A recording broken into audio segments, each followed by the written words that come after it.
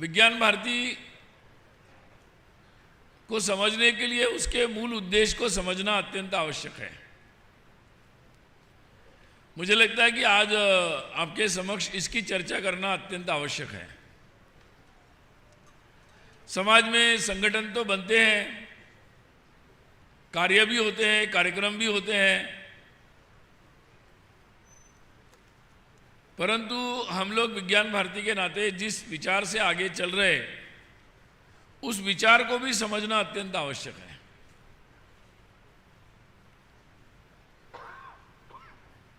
कल से हम लोग आए हैं, अलग अलग विषयों की चर्चा हो रही है। आज हम लोग सुबह एआई के बारे में भी चर्चा कर रहे थे, आर्टिफिशियल इंटेलिजेंस के बारे में। ऐसे और बहुत सारे विषय आने वाले समय में हमारे सामने आएंगे, अभी भी है और आगे भी ऐसे विषय हमारे सामने आएंगे। महत्वपूर्ण विषय ये है कि हम किस दृष्टि से इसको समझें। इन विषयों को हम मनुष्य जाति के लिए एक वरदान के रूप में समझें, हमारे जीवन को सुख की ओर ले जाने के एक साधन के रूप में इसको समझें, इसको एक भगवान का चमत्कार समझें या मनुष्य की शक्ति का एक चमत्कार समझें। हम क्या समझें इसको? क्या हम ये समझें इसको कि कोई, तो हम किस प्रकार से इसको समझें, ये बहुत महत्वपूर्ण है कि हम कैसा इसको देखें। और इसको समझने के लिए हम लोगों को पहले भारत की दृष्टि समझना बहुत जरूरी है, और इन सब बातों की तरफ देखने की भारत की दृष्टि समझना अत्यंत आवश्यक है।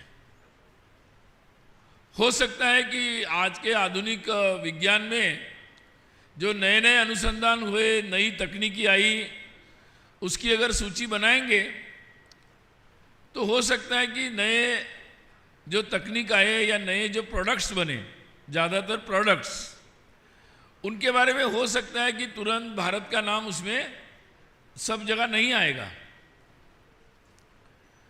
लेकिन इस कारण से भारत के दृष्टि का महत्व कम नहीं हो जाता, क्योंकि दृष्टि का महत्व तो इटरनल होता है और ज़्यादातर वो यूनिवर्सल भी होता है। और इसलिए पिछले कुछ वर्षों में भले ही नई कुछ बातों में हमारी भूमिका कम रही होगी, उससे हमें अपने दृष्टिकोण के महत्व को नहीं आंकना चाहिए या उसको उस स्केल से नहीं मापना चाहिए। तो क्या वो दृष्टि आज भी आवश्यक है या नहीं, क्या वो दृष्टि आज उपयोगी है या नहीं, इससे हम लोगों को इसको समझना होगा। और इसलिए इस बारे में जब हम विचार करते हैं तो भारत की दृष्टि क्या थी। अगर हम भारत को या हिंदुत्व को समझना चाहते हैं तो हिंदुत्व का जो बेसिक अपनी धारणा है, मूलभूत धारणा है, वो एकत्व की धारणा है। अर्थात सभी बातें एक दूसरे से जुड़ी हैं और एक सभी बातों में जितनी भी बातें हमारे दर्शन में आती है या दर्शन में नहीं आती है, उन सब में ऐसी कोई समान तत्व है, ऐसी समानताएं हैं जो उनको एक दूसरे से जोड़ती हैं। क्योंकि कोई समानता होगी तभी एक दूसरे से जुड़ा जाता है, अगर कोई समानता ही नहीं होगी तो हम सब अलग अलग हैं। परंतु अलग अलग दिखने वाली बातों में भी कोई समानता है, और भारत के दृष्टि से अगर कोई सबसे बड़ा अनुसंधान, सबसे बड़ा कोई रिसर्च होगा तो मुझे लगता है कि ये जो हमने कनेक्टिविटी हमने ढूंढी, हमारे ऋषि मुनियों ने ये जो एक कनेक्टिविटी को उन्होंने समझा कि कहीं ना कहीं चीज़ें एक दूसरे से जुड़ी हुई है, और इसलिए जो ये एकत्व का तत्व उन्होंने ढूंढ निकाला कि भाई ये दिखने में अलग है लेकिन इसमें एक तत्व है। और इसलिए आजकल जो हम लोग शब्द उपयोग करते हैं हिंदुत्व, तो वो हिंदुत्व मतलब वो एकत्व की जिसमें अनुभूति है, या जो इस एकत्व की अनुभूति पर एक्सपेरिमेंटिंग द वननेस, तो ये एक्सपीरियंसिंग द वननेस के आधार पर जो तत्व विकसित हुआ वही हिंदुत्व है। और इसके मूल में हिंदुत्व मतलब उसके मूल में ही जोड़ने वाली बात है, सबके बाद सबके कनेक्शन की, संबंधों को समझने की बात है। और इसलिए जो इस संबंधों को समझते हैं तो वो फिर अपने रिश्ते जब जोड़ते हैं तो वो हिंदुत्व के आधार पर जोड़ते हैं। और ये हमारी रिश्ते जोड़ने की जो पद्धति है वास्तव में वो हमारी संस्कृति है। और इसलिए हम इस तत्व के कारण हम फिर पृथ्वी से भी अपना संबंध जोड़ते हैं, पहाड़ से भी जोड़ते हैं, नदी से भी जोड़ते हैं, पशु पक्षियों से भी जोड़ते हैं, मनुष्य से जोड़ते हैं, अलग अलग दिखने वाले मनुष्य से जोड़ते हैं। तो हमारा कल्चर इस तत्व के आधार पर है और इसलिए उसकी आधारशिला एकदम वैज्ञानिक है, एकदम वैज्ञानिक है। उस आधार के ऊपर ही हम रिश्तों को समझते हैं। जो आज रिश्तों के बारे में ही प्रश्न चिन्ह है और विज्ञान का युग तो चल रहा है, लेकिन रिश्तों पर ही प्रश्न है। प्रश्न तो व्यवहारिक जीवन में अगर हम विज्ञान में जा रहे हैं तो उसका व्यवहारिक रूपांतरण तो ये आना चाहिए था कि रियलाइजेशन होना चाहिए था कि हम सब एक दूसरे से जुड़े हैं। परंतु आधुनिक विज्ञान में एक बात हमको समझ में आ रही है, विज्ञान में तो बातें जुड़ती जा रही है परंतु समाज में उसका रिफ्लेक्शन एग्जैक्टली रिवर्स है। लोग बोल रहे हैं कि हम आपसे जुड़े ही नहीं है। एक परिवार में भी लोग एक दूसरे से जुड़े हैं कि नहीं देख रहे हैं, विवाह के संबंधों में भी लोग संबंधों को नहीं देख रहे हैं, और जो रिश्ते इस्टेब्लिश है उन रिश्तों पर भी प्रश्न उठ रहे हैं। और एक तरफ साइंस में बहुत आगे जा रहे हैं, इंटीग्रेटेड साइंस हो रहा है, दूसरी तरफ समाज में उसका रिफ्लेक्शन परफेक्ट नहीं आ रहा है, रिवर्स आ रहा है, वोकिज्म तक हम लोग पहुंच रहे हैं। तो ये जो भेद आ रहा है, इस भेद को अगर हम समझते हैं तो ध्यान में आएगा कि इसमें समस्या क्या है। इस भेद में समस्या वही है, दृष्टि की समस्या है। इस कारण से विज्ञान को एक फिजिकल साइंस के नाते समझने के कारण विज्ञान के बहुत सारे अनुसंधान हो रहे हैं, नई तकनीकी बन रही है। हम एक से एक चमत्कार, जिससे लगेगा मैजिक लगेगा, इस तरीके से नए रिसर्चेस हो रहे हैं। हम एआई तक पहुंच गए, परंतु उसकी दृष्टि से वो विचार न करने के कारण समाज में वो रिफ्लेक्शन आना चाहिए था। जहाँ ये सबसे ज़्यादा टेक्नोलॉजी है वो सबसे ज़्यादा डिस्कनेक्टेड है, सोशल लाइफ में, रियल लाइफ में डिस्कनेक्टेड है। उन देशों में इसका रिफ्लेक्शन सबसे ज़्यादा है। और मुझे लगता है कि इसी भेद को समझना, ये प्रॉब्लम क्यों आ रही है, इसको हम कोई सही गलत के रूप में, हम अच्छे वो खराब, ऐसा समझने की ज़रूरत नहीं है।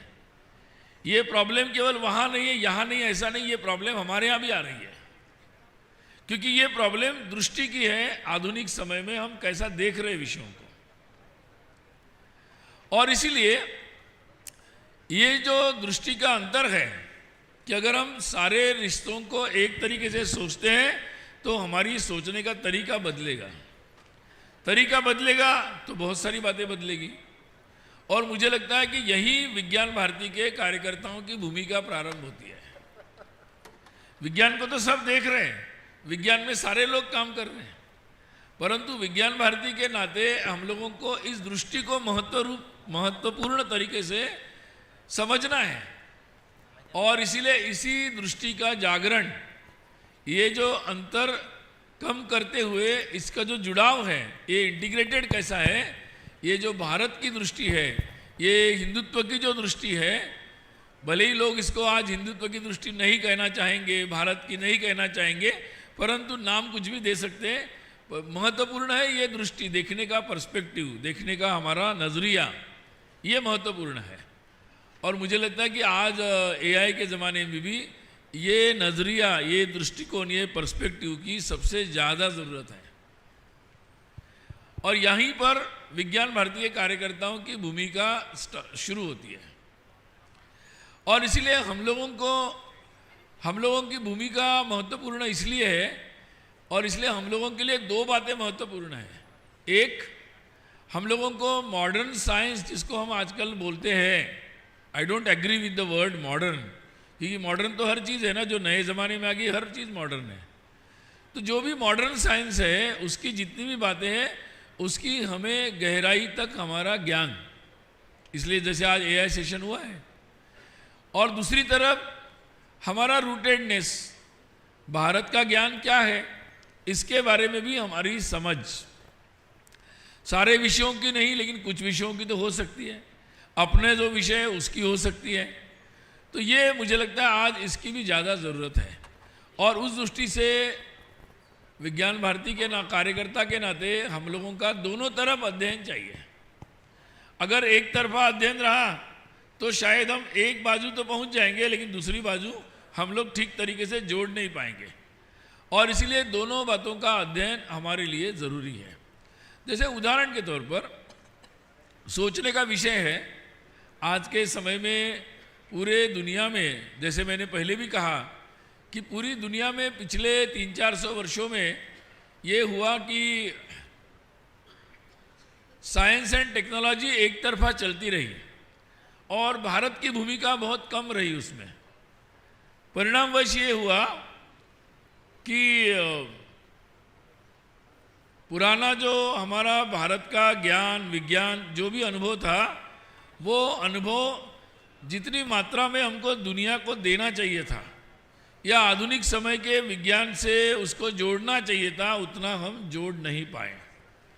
पिछले 300-400 वर्षों में ये भूमिका हमारी उस तरीके से हम नहीं निभा पाए, और इसलिए बहुत सारी हम इसको इस तरह से समझे कि हमारी इस परिस्थिति के कारण जो 300-400 वर्षों में साइंस एंड टेक्नोलॉजी का डेवलपमेंट हुआ, उसमें इस दृष्टिकोण का बड़ी मात्रा में, बहुत बड़ी मात्रा में अभाव रहा, और इसलिए किसी को दोष न दे क्योंकि ज्ञान तो हमारे पास था लेकिन हम लोग ही देने की स्थिति में नहीं रहे, किन्हीं कारणों से रहे, परिस्थितिवश रहे, और इस कारण से एक दिशा में ये बातें चलती रही। अब ये समय आ गया है कि हम लोग आग्रहपूर्वक और बहुत ही मजबूती के साथ हम अपने दृष्टिकोण को समाज के सामने रखें और इस पर अध्ययन भी हो, और ताकि धीरे धीरे हम भी इस बात को समझें और इस बात को समाज के सामने भी ले जाएं। जैसे उदाहरण के तौर पर बहुत सारे विषय हैं, हम लोग जितने भी ब्रांचेस आजकल के ज़माने में जितने भी सब्जेक्ट के ब्रांचेस हैं उसको अगर एक एक को हम लोग जैसे देखते चले जाएंगे तो बहुत सारी बातें हम लोगों को ध्यान में आएगी। हम आयुर्वेद की चर्चा करते हैं, हम केमिस्ट्री की चर्चा करते हैं। अब देखिए केमिस्ट्री, फिजिक्स बेसिक साइंसेस हैं, आज भी उसको हम मानते हैं, लेकिन वही एटम, प्रोटॉन, न्यूट्रॉन को हम लोग केवल एक तरफा देखते चले गए तो जो अनुसंधान होंगे उसके निष्कर्ष निकलेंगे, और जब हम उसको एक इंटीग्रेटेड तरीके से बाकी लोगों के साथ निकलेंगे तो बहुत बातें बदलती है। इसलिए जैसे परसों ही कोई आयुर्वेद के व्यक्ति बता रहे थे कि इंटीग्रेटेड जो शरीर के बारे में होलिस्टिक, हृदय को लंग्स के साथ जोड़ के देखना मतलब पूरा हृदय होता है। अब ये दृष्टिकोण है, और दृष्टिकोण में जब फर्क हो जाता है तो हम एक एक शरीर के अंग को अलग अलग देखते हैं, और उस कारण से बहुत सारा उसका फिर लाइन ऑफ ट्रीटमेंट भी बदल जाता है। लेकिन अब जब आज हम इतनी एक स्टेप हम लोग आगे गए हैं कि पूरे दुनिया को हम योग, अभी पूरा योगिक साइंस हमने पूरा प्रस्तुत नहीं कर पाए क्योंकि हमने ही अपने भारत में हमने इसको ठीक तरीके से अभी समझा नहीं है और उस तरीके से स्थापित भी नहीं किया है। इसलिए आज के समय में पहला कर्तव्य हमारा सबका ये होता है कि हम जहाँ जहाँ हैं, जिन संस्थाओं में हम लोग बैठे हुए हैं, हम लोग जिन संस्थाओं में हैं, जिन दायित्वों में हैं, या जिन प्रकार के सब्जेक्ट्स में हम लोग काम कर रहे हैं, पहला कर्तव्य हमारा है कि उन सब्जेक्ट्स पर हम काम कैसा कर रहे हैं, किस तरीके से हम लोग उस कार्य को लेके जा रहे हैं। हम लोग ऐसा नहीं कर सकते कि मेरा लैब का काम अलग है, विज्ञान भारती में जो चर्चा होती वो अलग है, ऐसा नहीं हो सकता। तो सबसे पहला उदाहरण प्रस्तुत होगा कि आपके स्वयं के कार्य में आप जो भी काम कर रहे हैं उसमें सुपरफिशियल नहीं, बहुत डेप्थ में फिलॉसॉफिकल पर्सपेक्टिव के साथ आपके काम में उसका रिफ्लेक्शन आना चाहिए। और उसके लिए विज्ञान भारती के कार्यकर्ता को अपने सब्जेक्ट में उस गहराई में जाना आवश्यक है। हम लोग केवल वेद के कुछ वचन कोट करके, शास्त्र के किसी ग्रंथ के कुछ वचन कोटिंग कोट्स देकर हम लोग अपना कार्य पूरा नहीं कर सकते। तो उसका अर्थ क्या होगा? हो सकता है हम उसके लिए संस्कृत समझना पड़ेगा, संस्कृत समझकर उसके अर्थ स्वयं समझने पड़ेंगे, उसके जो विद्वान हैं उनके पास हमें जाना पड़ेगा, उसकी सूची बनानी पड़ेगी। बहुत सारे कार्य हैं और बहुत सारा ज्ञान जो अनएक्सप्लोर्ड है, वो हमारे देश में बहुत सारे लोग हैं जो मैन्युस्क्रिप्ट पढ़ते हैं। मैन्युस्क्रिप्ट में बहुत सारा ज्ञान और विवरण है, केवल ये सिंबॉलिक बातें नहीं रखी गई है, तो पूरी प्रक्रिया का वर्णन है कई जगहों पर। लेकिन वो प्रक्रिया जो लोग उसको पढ़ते हैं, उन चाहे शारदा लिपि में पढ़ते हैं, चाहे पाली में पढ़ते हैं, प्राकृत में पढ़ते हैं या आधुनिक संस्कृत में पढ़ते हैं, उन लोगों को इसके बारे में ज्ञान की कमी है और हम लोगों को उस ज्ञान की कमी है। इसलिए आने वाले समय में ऐसे सारे प्रोजेक्ट्स इस तरीके से इंटीग्रेटेड कैसे हो, ताकि हम प्रक्रियाओं को केवल सुपरफिशियली न बताएं। जैसे आजकल इंडियन नॉलेज सिस्टम चल रहा है, आईकेएस। आईकेएस को आजकल थोड़ा फैशनेबल भी हुआ है, फैशनेबल है, हर कोई अपने उद्बोधन में आईकेएस का शब्द बोलता है। किसी भी हम लोग यूनिवर्सिटी, कॉलेज, लैब में जाते हैं तो प्रेजेंटेशन में आईकेएस होता ही है, और आईकेएस के 4 बातें हमने कैसी की इसके बारे में बताते हैं। तो मुझे उस पर कोई कमेंट नहीं करना है, लेकिन विज्ञान भारती के कार्यकर्ता के नाते हम ऐसा सुपरफिशियली नहीं कर सकते। हम कम बोले, लेकिन जितना हम बोले उसके बारे में निश्चित रूप से हम लोगों को ओरिजिनल ग्रंथ, फिर हमारे लाइब्रेरी में हम जहाँ काम कर रहे हैं वहाँ ऐसे ग्रंथों को हमने लाया है क्या हम ऐसे ग्रंथों को जानने वाले लोगों को हमने अपने इंस्टीट्यूट से या अपने संस्थान से जोड़ा है क्या? फिर ऐसे नॉलेज के बारे में अपने लोगों को, जहाँ जो लोग अपने साथ काम कर रहे हैं उनको ट्रेनिंग करने का कोई अभियान हमारा चल रहा है क्या? और जो लोग इस बातों को जानते हैं उनके सामने आधुनिक विज्ञान के हमारे जो प्रश्न हैं, उन प्रश्नों को लेकर हम लिस्ट आउट करके उनके पास जा रहे हैं क्या? क्योंकि कई लोग तो मानते हैं कि इसमें कोई प्रश्न ही नहीं है। इसलिए वैसी लिस्ट बनाने की पद्धति तो हमारे संस्थाओं में नहीं है। लेकिन विज्ञान भारती के कार्यकर्ता इस बात को समझते हैं, उन लोगों को ये सूचियाँ और ये विषय हम लोगों को उसमें वहाँ पर लिस्ट इन करने होगी, और उसको लेकर जब हम ये करेंगे तो ये बड़ा एक गहरा काम है। और इसलिए इसको विज्ञान भारती के कार्यकर्ताओं के नाते हमारी जिम्मेदारी है। देखिए, भारत का समय बदलता जा रहा है। एक समय जब देश में हम लोग विदेशी आक्रमण हो रहा था तो हमारे सामने जिम्मेदारियां थी कि भाई कैसे करके अपने देश की भूमि को हम बचा लें। जब विदेशी दास्ता आ गई तो हम अपनी परंपरा, अपना ज्ञान, अपना शास्त्र, अपने धर्म, इसको बचा लें, और उसका भी संघर्ष चला।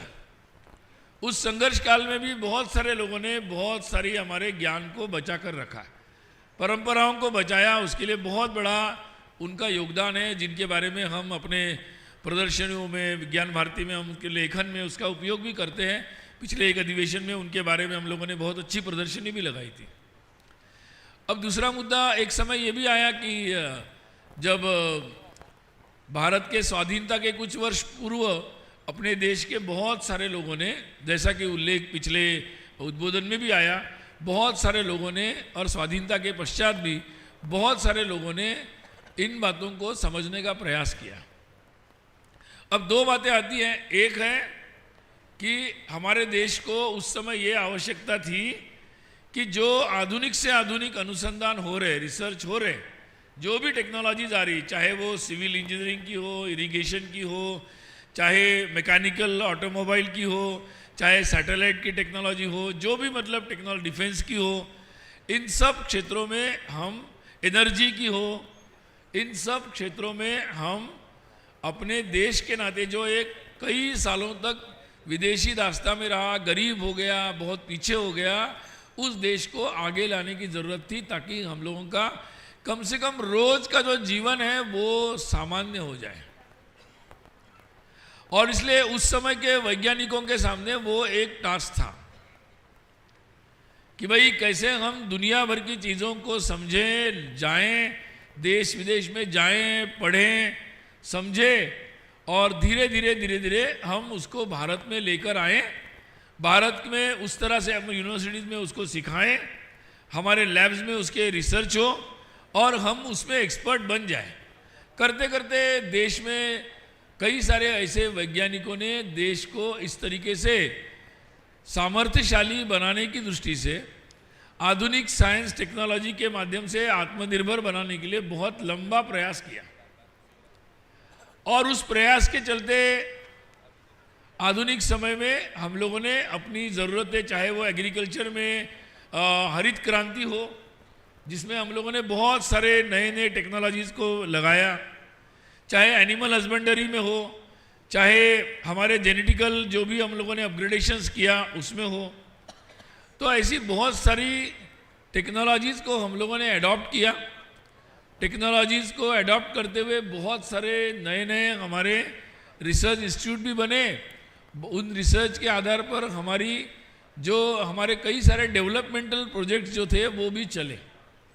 और इसलिए एट पार आने के लिए, ताकि एक जीवन लोगों का सुखी हो जाए, उसके लिए उस समय के पीढ़ी के वैज्ञानिकों ने बहुत बड़ा काम किया। और इसलिए हाँ, एक स्वाधीनता में आए नए देश के सामने ये एक बहुत बड़ा टास्क था कि कैसे हम अपने जीवन को एक लेवल तक लेके आ जाए। और अब हम लोग उन सारे बातों का उपयोग करते हुए अब हमारे पास कोरोना वैक्सीन भी हम बना सकते हैं, इतना फूड ग्रेन्स भी हम प्रोड्यूस कर सकते हैं, इतनी एनर्जी हमारे पास है, न्यूक्लियर पावर भी हमारे पास है, मतलब डिफेंस में भी हम आर्म्स बना पा रहे हैं। तो बहुत सारी बातों में हम लोग आगे आए हैं और उसका स्वाभिमान भी हमें करना चाहिए, उनके प्रति हम लोगों को धन्यवाद ही देना चाहिए। परंतु अब इस लेवल पर आने के बाद केवल उसी दिशा में जाने का जो क्रम कुछ लोग चाहते हैं वो ठीक नहीं होगा, क्योंकि पिछले 300-400 वर्षों में जो ये हुआ उसका परिणाम पूरी दुनिया पर भी हुआ है और उसके जो भी इफेक्ट्स हैं, निगेटिव इफेक्ट्स, वो भी दुनिया के सामने अब स्पष्ट रूप से आ रहे हैं और आए हैं। ऐसे दौर में ही विज्ञान भारती की शुरुआत हुई है। और इसीलिए अब जब ये समय लगा कि अब ये समय आ गया है कि अब हम लोग अपने ज्ञान को, अपने दृष्टिकोण को समाज के सामने लेकर आए और इसके लिए ऐसे लोगों की ज़रूरत है। आपको ध्यान में है कि संघ का जो विचार प्रारंभ हुआ उसमें दो बातें थी, एक समाज की एकता और राष्ट्र का परम वैभव। और परम वैभव का मतलब ये था कि वो समाज के हित में, पर्यावरण के हित में, पूरे विश्व के कल्याण के लिए, और इसलिए वो एक दूरगामी चिंतन के आधार पर परम वैभव की कल्पना थी। और इसलिए कई क्षेत्रों में लोगों ने इसके आधार पर कार्य प्रारंभ किए, विज्ञान के क्षेत्र में भी, क्योंकि अपने देश में हमारे जो नया विज्ञान आया उसका नाम तो विज्ञान दिया गया, और हमारे देश में जो भी ज्ञान या परंपराएं थी उसको अंधविश्वास का नाम दिया गया। और बहुत सारे विज्ञान के क्षेत्र में इसका भी बहुत लंबे समय तक प्रभाव रहा। जैसे हिंदू को सेकुलरिज्म के नाम पर एक सांप्रदायिक का स्टैंप मिला, वैसे ही अपने देश के पुरातन ज्ञान को, विज्ञान को भी एक अंधविश्वास का नाम, अपने परंपराओं को एक लंबे समय तक चलता रहा है, और जिसके चलते भी बहुत सारी गलत धारणाएं प्रस्तुत हुई है। आज के समय में मुझे लगता है कि ये विज्ञान भारती के नाते हम लोगों का एक महत्वपूर्ण मिशन है ये, कि जो भी आधुनिक विज्ञान आया उसको हम सही तरीके से अडॉप्ट करें, सही तरीके से समझें, समझाएं लोगों को। साथ साथ उसमें जो कमियां आई हैं या गलत बातें आई है उसको भी हम समाज के सामने रख पाएं, एकेडमिकली, मेथोडिकली, वेल रिसर्च और विथ फुल रेफरेंसेस हम रख पाए। फिर हम जो बातें बोल रहे हैं, जो हमारे देश के ज्ञान और विज्ञान की बात हम कर रहे हैं, उसको भी एक सही धारणाओं के साथ हम रख पाए। अभी मुझे लगता है कि उसमें बहुत सारा कार्य करणीय है। अभी हम लोग कणाद ने क्या कहा, पाणिनि ने क्या कहा, पतंजलि ने क्या कहा, नाम तो हम लोग सब बच्चे से ले रहे हैं और अपने लेखन में भी आ रहा है, परंतु वास्तव में उन्होंने जो दृष्टिकोण दिया उसको अभी भी हम लोग क्वांटम के साथ कणाद ने ये जो सिद्धांत दिए उसको हम जोड़कर प्रस्तुत करने की स्थिति में मुझे लगता है हम लोग नहीं आए अभी भी। तो आने वाले समय में विज्ञान भारती के संदर्भ में आप सब लोगों को ये सोचने का विषय है कि वास्तव में हम लोगों का मिशन ये है। इस मिशन, इसलिए हमारी जो भी समीक्षा होगी कि हमें कार्य कौन सा करना है, तो उस कार्य के बारे में जब हम सोचते हैं तो हमारा कार्य ये है कि ये धारणाओं को हम लोगों को स्पष्ट रूप से समाज में स्थापित करना है। और वो धारणाएं भारत की जो अगाध ज्ञान और उसका जो सागर है उसमें से हम लोगों को आधुनिक विज्ञान को भी समझना है और उसका अत्यंत उत्तम मिलन बनाकर उसको समाज के सामने आधुनिक समय के लिए प्रस्तुत करना है। अब ये करने के लिए इस प्रकार के नए कार्य, नए कार्यक्रम हमारे सामने आने चाहिए। और इसलिए विज्ञान भारती का निश्चित रूप से ये जो एक कार्य है लोक जागरण, लोक जागरण इस अर्थ से ताकि लोग अपने ज्ञान को अंधविश्वास से न देखें और जो बाहर से ज्ञान विज्ञान आ रहा है उसको एब्सोल्यूट रूप में न देखें, तो दोनों को ठीक तरीके से लोग समझें, तभी हम लोग नए तरीके से इस काम को कर पाएंगे। तो इसके प्रति समाज में निरंतर एक लोक जागरण का कार्य हमसे होना चाहिए। एक लंबे समय तक बहुत सारे लोगों ने अंधविश्वास के नाम पर जो बहुत सारी समितियां, बहुत सारे लोग, इन्होंने समाज में बहुत सारी गलत धारणाएं प्रस्तुत की हैं। मुझे लगता है कि समय आ गया कि हम इन बातों को स्पष्ट रूप से समाज में लेकर जाएं। और इसलिए हम विज्ञान भारती के कार्य के रूप में देखते हैं तो लोक जागरण का कार्य जो है, यानी पॉपुलराइजेशन ऑफ साइंस, तो टॉपिक चल रहा है, सरकार की भी शायद व्यवस्था है, परंतु what is the science and which science, ये इम्पोर्टेंट है। और इसलिए विज्ञान के उस दृष्टिकोण को पॉपुलराइज करना हम लोगों का काम है। दूसरा काम महत्व का क्या है कि जितनी भी बातें सरकारी व्यवस्थाएं जैसे जितनी भी बनी है उन व्यवस्थाओं में भी हमारा संपर्क संबंध है। हम लोग उन कार्यक्रमों में भी बहुत सहभागी होते हैं। बहुत अच्छा एक प्रतिष्ठा विज्ञान भारती को प्राप्त हुई है, एक स्वीकार्यता प्राप्त हुई है और उसके चलते बहुत सारे ऐसे कार्यक्रमों में, कार्यों में हम लोगों का सहभाग है और महत्वपूर्ण सहभाग है।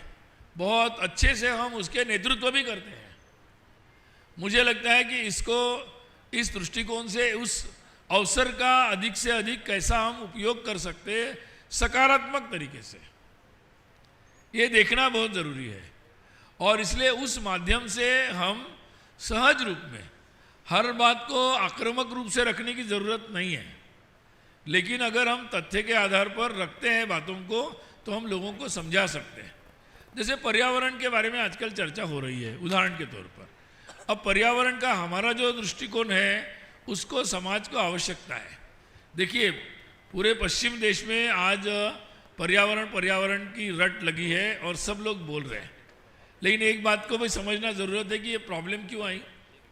प्रॉब्लम इसीलिए आई, इस सिद्धांत के कारण आई कि भाई हम लोग इस सृष्टि के मालिक है मनुष्य, और इसलिए आपके पास जितनी भी शक्ति होगी आप उतना एक्सप्लॉइट कर सकते हैं। इसी एक थॉट प्रोसेस के कारण ये पूरा विज्ञान के उपयोग करते हुए, मैं कहूँगा थोड़ा बहुत दुरुपयोग करने के कारण आज ये पर्यावरण की एक गहरी समस्या उत्पन्न हुई है। अब ये इतना जो पर्यावरण के बारे में चिल्लाया जा रहा है वो इसलिए नहीं चिल्लाया जा रहा कि पर्यावरण के प्रति प्रेम आया है, ये इसलिए चिल्लाया जा रहा है क्योंकि मनुष्य को तकलीफ हो रही है, क्योंकि उस दृष्टिकोण में मनुष्य केंद्र में है। जहां मनुष्य को प्रॉब्लम होगी वहां वो चिल्लाएगा। अब हमारा दृष्टिकोण क्या है? हमारा दृष्टिकोण एकात्म था पहले से कि हर में भगवान ईश्वर रहता है, दैवी तत्व है, और इसलिए हम लोगों को एक साथ रहना है।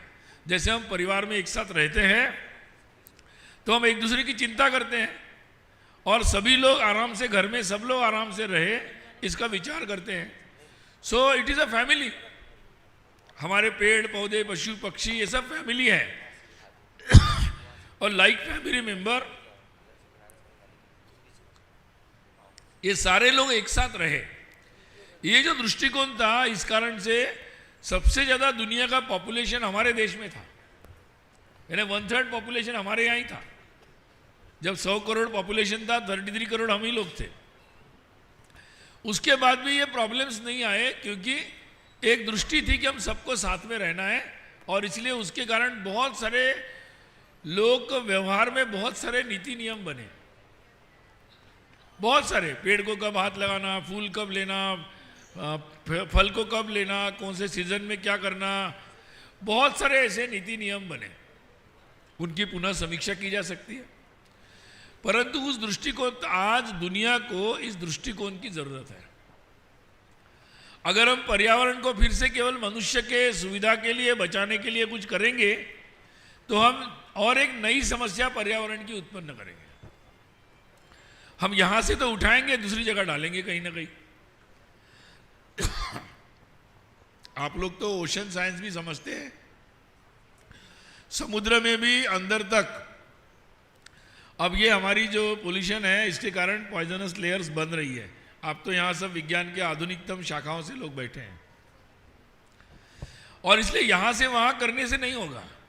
ये सब गोल एक ही है, और इसलिए ये न हो, इसके लिए सोचना पड़ेगा, तभी सब लोग आराम से रह पाएंगे। मैं कई बार लोगों को बोलता भी हूँ कि देखो भाई, भगवान ने तो आत्माएं बना दी है कई करोड़, और इतनी जल्दी तो किसी को मोक्ष मिलने वाला नहीं है, तो आत्माएं तो रहेगी। आप अगर प्राणियों को मार देंगे तो वो आत्माएं दूसरे प्राणियों के रूप में, या पक्षियों के रूप में, या पेड़ के रूप में आ जाएगी। आप मनुष्य को मार देंगे तो और दूसरे स्वरूप में आ जाएंगे, उनको मार देंगे तो ये मनुष्य आ जाएंगे। आत्माएं इतने जल्दी जाने वाली नहीं है, और इसीलिए ये धक्का मार गाड़ी से नहीं होगा कि यहां से वहां धकेल दो, क्योंकि मोक्ष तो बहुत ही कम लोगों को मिलेगा, संभावना बहुत कम है। इतने तो अच्छे काम हम लोगों ने किए नहीं अभी कि बहुत सारे लोगों को मास में मोक्ष मिल जाए। और इसीलिए ये ऐसा दृष्टिकोण जो है, अब इस दृष्टिकोण को विकसित करना पड़ेगा। केवल तात्विक रूप से बोलने से नहीं होगा, इसके प्रैक्टिकल मॉडल्स बनाने पड़ेंगे, इसको प्रैक्टिकल स्वरूप में समझाना पड़ेगा, नंबर्स में समझाना पड़ेगा, तभी होगा, तभी इसका इंटीग्रेटेड समझ में आएगा। नहीं वो सोच रहे शायद कि आत्माएं, अगर उनको शरीर नहीं मिला तो आत्माएं भी भटकती रहती होती है। वो भी सिद्धांत है, और वो सच सिद्धांत है, और वो भी बहुत ज़्यादा कष्ट होता है। इसलिए सब आत्माओं की चिंता कर ले, सब शांति से रह ले, वही पर्यावरण का अच्छा रास्ता है। तो ये सारे जो लॉजिक्स डेवलप हुए हमारे फिलोसॉफिकल जो है, उसमें वो भी इसी कारण से डेवलप हुए हैं। बेसिक सोच उसमें साइंटिफिक ही है, और इसलिए ये मुझे लगता है कि आज के करणीय एक काम ये होगा कि हम लोग पॉपुलराइजेशन करते समय हमारे यहाँ ऐसे छोटे छोटे प्रोजेक्ट्स को भी हम लाएं। और इसलिए विज्ञान भारती के बारे में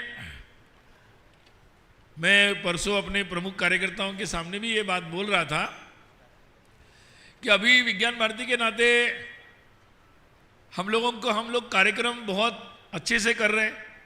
सरकार के लगभग जितने भी अभियान होते हैं, जितने भी कार्यक्रम होते हैं, उसमें विज्ञान भारती, विज्ञान से कभी कभी संबंध सीधा होता है, कभी बादरायण संबंध, मतलब ऐसा संबंध भी आता है।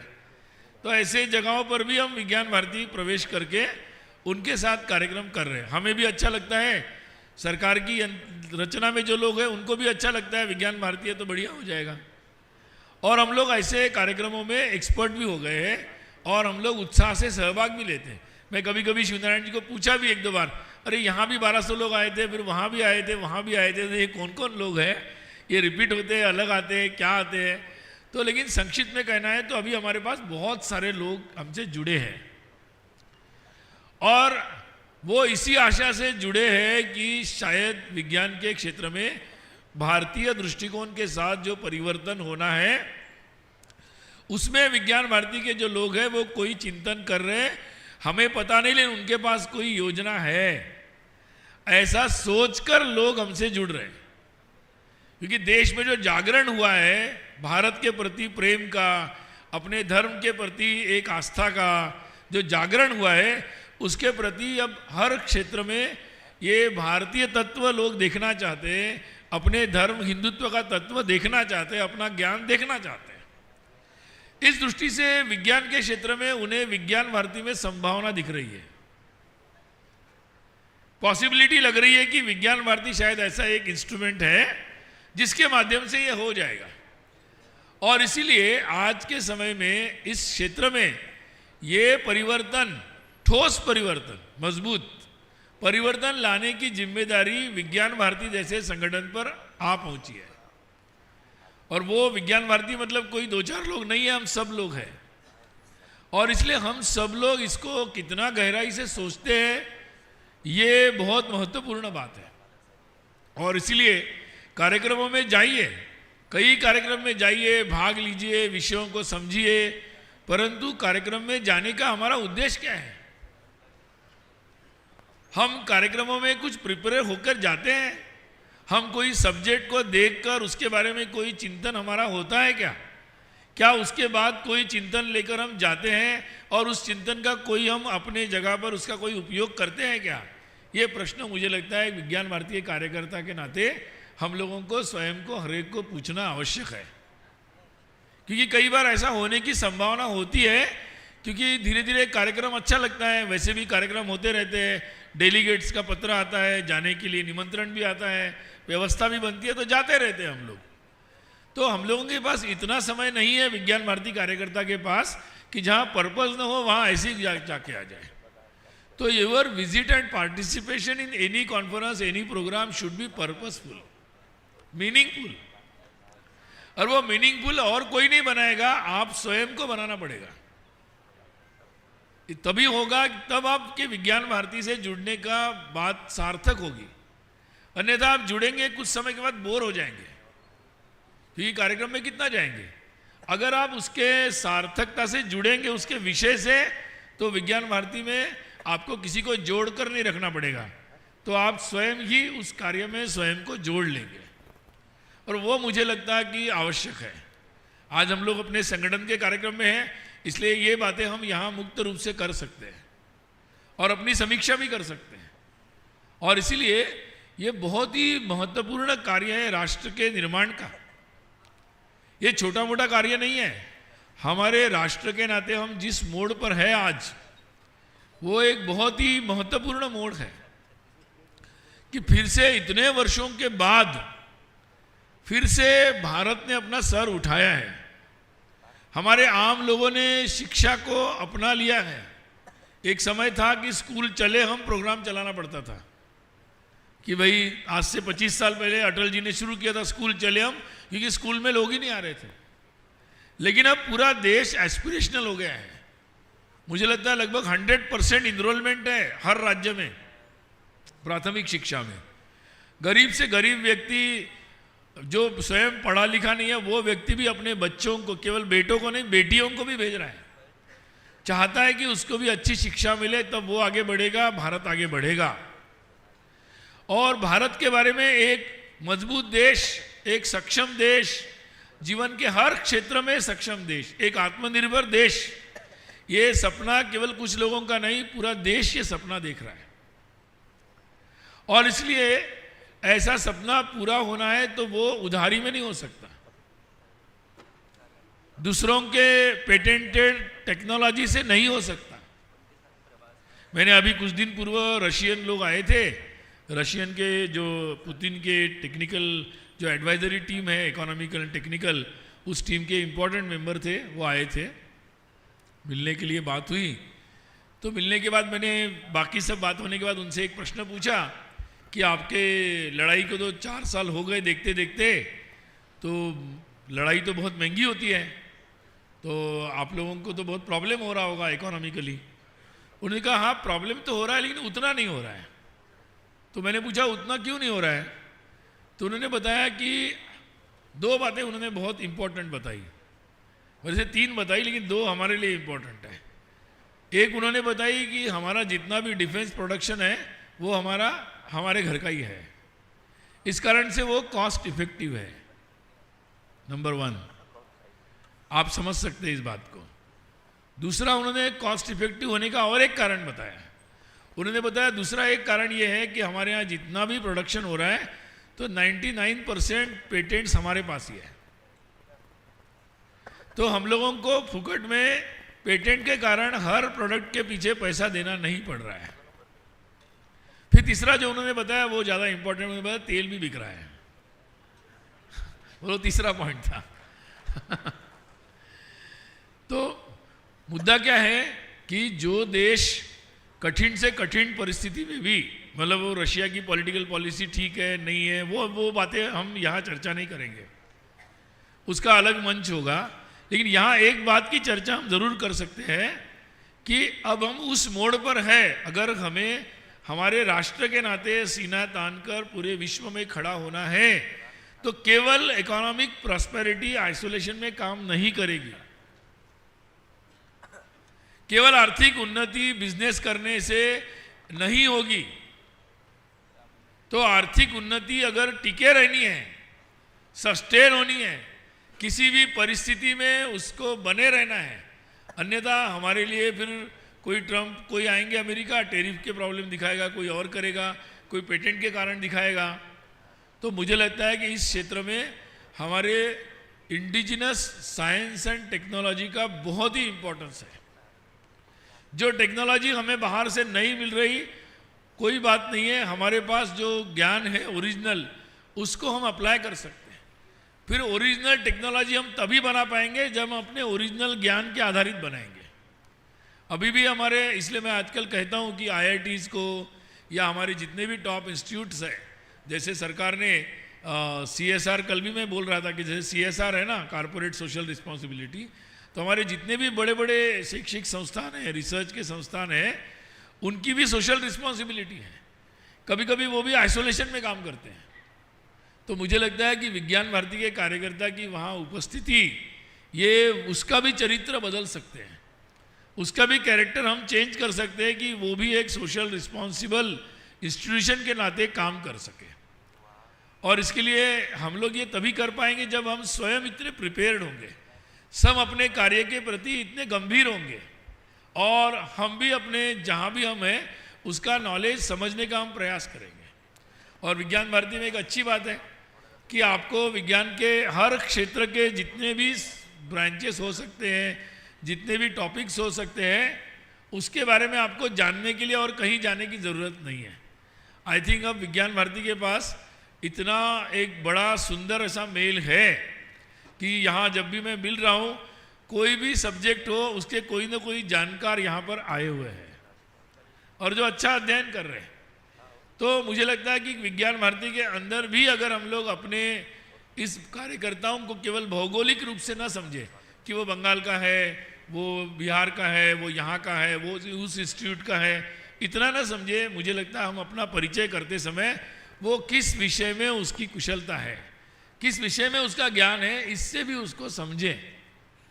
तो मुझे लगता है कि अभी मैं शेखर जी से 2 दिन से साथ में हूँ, तो मुझे जब भी किसी का परिचय करा रहे हैं तो उनके ध्यान में है कि वो किस विषय पर इंटीग्रेटेड तरीके से अध्ययन कर रहा है, उसको उस विषय के साथ वो मेरा परिचय करा रहे हैं। तो मुझे लगता है कि ये लेकिन अपनी सबकी आदत नहीं बनी है, क्योंकि मुझे कई लोगों का परिचय करा रहे हैं तो मैं सुन रहा हूँ, समझ रहा हूँ।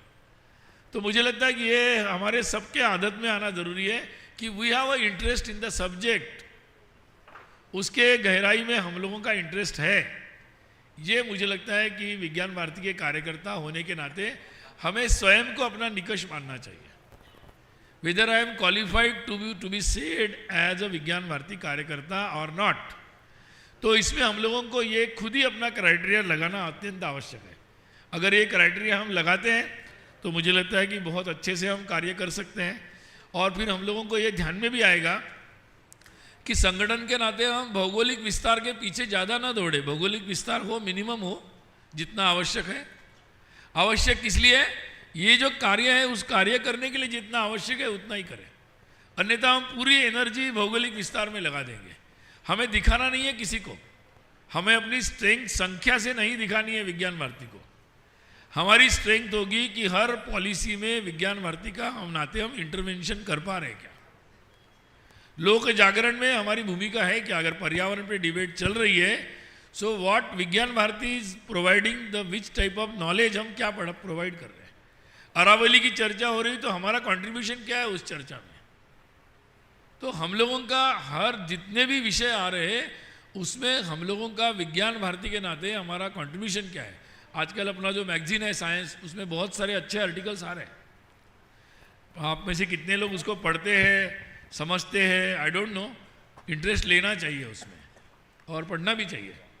तो अगर वो मुझे कल लगता है कि वो करेंगे तो हम लोग बहुत सारे ऐसी बातों को हम अपने आप में ही विज्ञान भारती है नहीं, विज्ञान भारती से ऊपर से नहीं आया, प्रोग्राम में नहीं आया, अधिवेशन में नहीं बताया, या तो फिर हर इकाई अपने मन में जो आया वही कर रहे, ऐसा भी नहीं होना चाहिए। तो निश्चित रूप से अधिवेशन में समझो हम लोग 25 टेक्नोलॉजीज़ को हम या 25 साइंस के टॉपिक्स को हम लेते हैं, तो उस पर फिर मुझे लगता है सब लोगों को काम करना चाहिए, और जिससे विज्ञान भारती की भूमिका या विज्ञान भारती के नाते राष्ट्र की भूमिका तय करने में हमारा योगदान हो सकता है। बहुत सारे पॉलिसीज़ पर डायलेमा होते हैं, मुझे लगता है कि वहाँ विज्ञान भारती की महत्वपूर्ण भूमिका है, और ये भूमिका होने के लिए वो इश्यूज़ को देखना, समझना, अपने हम जब भी चर्चा करते हैं वो चर्चाएं भी हो, तो ये बातें बहुत तरीके से आगे बढ़ सकती है। इस दृष्टि से आज राष्ट्र जिस मोड़ पर है, जैसे मैंने कहा एस्पिरेशनल है, लोग एक ऐसे भारत को देखना चाह रहे हैं और उसमें हर एक का योगदान अपेक्षित है। विज्ञान भारती के नाते हम सब कार्यकर्ता अगर ये बात को समझते और इसको ज़रा गति भी बढ़ाते हमारी इस कार्य की दृष्टि से, तो हम अच्छे गति से अगले 10 वर्षों में हम उस भूमिका को बहुत अच्छे से निभा सकते हैं। आगामी 10 वर्ष हमारे साइंस की जो दिशा होगी अपने देश की, क्या हम उसी दिशा में जाते हैं या भारत के ज्ञान को हम इंटीग्रेट कर लेते हैं, ये आने वाले 10 वर्षों में बड़ा एक क्रूशियल टाइम है, ये चेंजिंग टाइम है। और इसलिए अगर हम इसमें अपनी भूमिका को ठोस तरीके से निभाते हैं तो मुझे लगता है कि ये ऐतिहासिक कार्य होगा भारत के लिए और विज्ञान भारती जैसे संगठन के लिए। एक कार्यकर्ता के नाते हमारे जीवन में भी एक महत्वपूर्ण कार्य होगा। तो उसके लिए मुझे लगता है हम सब मन बनाएं, उसका संकल्प हम लोग लें और स्वयं इस पर चिंतन करें। अपने जहाँ भी हम लोग हैं वहाँ इसका चिंतन हो और निश्चित कोई दिशा हम लोग लेकर जाएं।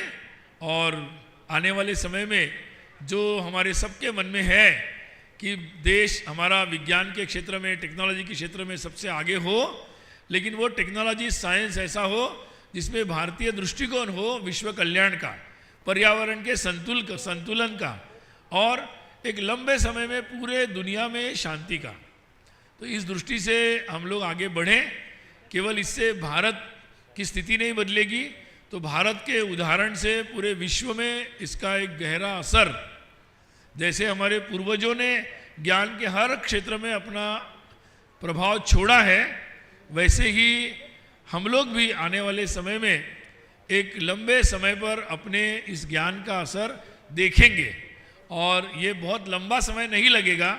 हम सब लोग अपनी आँखों से इस होते हुए परिवर्तन को हम देख सकते हैं। इसके लिए हम सब लोग संकल्प लें। यही आशा और विश्वास के साथ मैं अपनी बात को पूरा करता हूँ।